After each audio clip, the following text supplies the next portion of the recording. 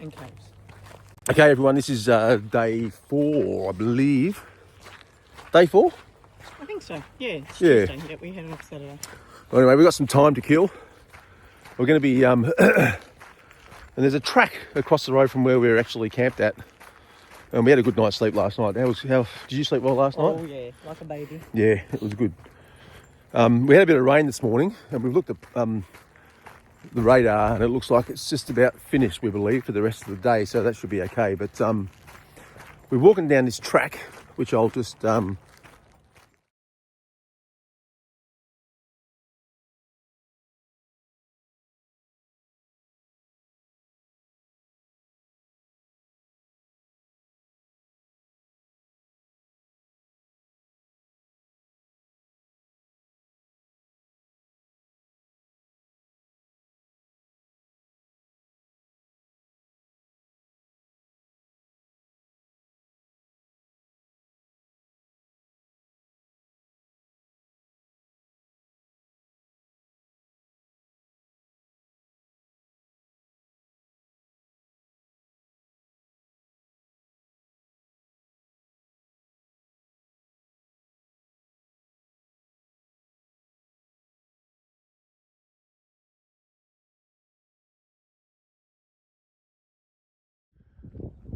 Okay, we've come to a fork in the road.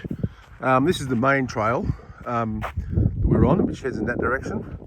And if you look up here, you'll see this is what we see along our little track a lot. There was actually an emu back there. I'm not sure if I mentioned that we didn't actually look at, but we've seen a wombat, we've seen a snake. This is what you call an echidna, but obviously they're beautiful. How nice do these look, eh? Just fantastic. But anyway, back to our track here. There's Kimber. We've got a bird walk trail, which is only like 868 meters, and it rejoins that main trail a bit later on. So we figured, why not? Let's just do that. There's a little bit of something if you want to pause it and find out a bit more about that. I'm not into reading, and which I probably should be. But yeah, anyway, we'll keep walking. Okay, so now we've made it to, I guess, the halfway point of our trek. When you think the full way around will be back to where we started. We're on a bit of an elevation, a bit of a hill up here, it looks like, so you can sort of see around where we are. And I'm not sure if you can see over there, they're the silos that I took the photo of in yesterday's episode.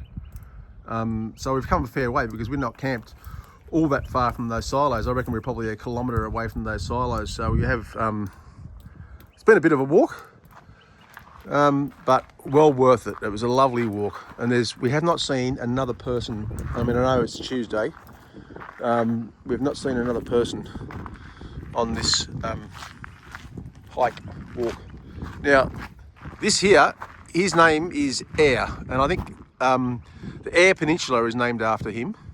And I'll show you a little bit more about, it looks like, I'm guessing it's a compass that he's got in his hand there. It looks like trying to achieve a compass, because he actually, back in the day, they used to get around, obviously, with horses and to use their provisions.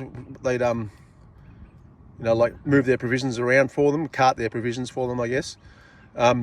He was with a group of other people, and he ended up surviving. Many of the horses died, and lack of food and water, very dry terrain, dry area.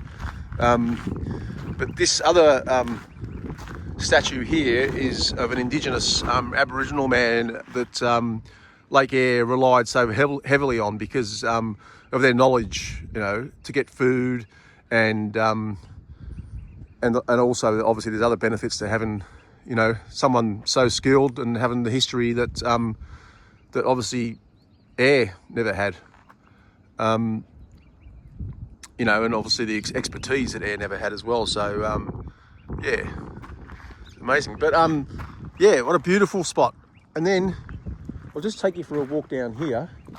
This is I think that's a repeater. but possibly that nowadays they've got mobile phone towers as well, because we were just on the phone and to someone, and we had a pretty good reception. You know, it was like, you know, they were down in Melbourne. It was like they could have been right next to us. But when we walked up this trail here, we got to this point, and these are the caves that we were talking about earlier. You know, they're nothing, not huge, but they're caves nonetheless. And you know, it looks like someone's had a little bit of got a little camp. I'm not sure if it's there for just as an exhibit, but they've got a few little sticks and stones in there to have a fire. You know, like you could keep yourself out of the rain if it rained up here. You know, sit under there if it's raining. And there's more caves around here. White Knob Caves, they're calling it. I'll just, you know, like I did on the other placard up there, if you want to pause it and read a bit more about Edward Eyre, or even these rocks, you're welcome. Yeah, by all means do it. Pause it. Yeah, so what a lovely walk. What a lovely spot.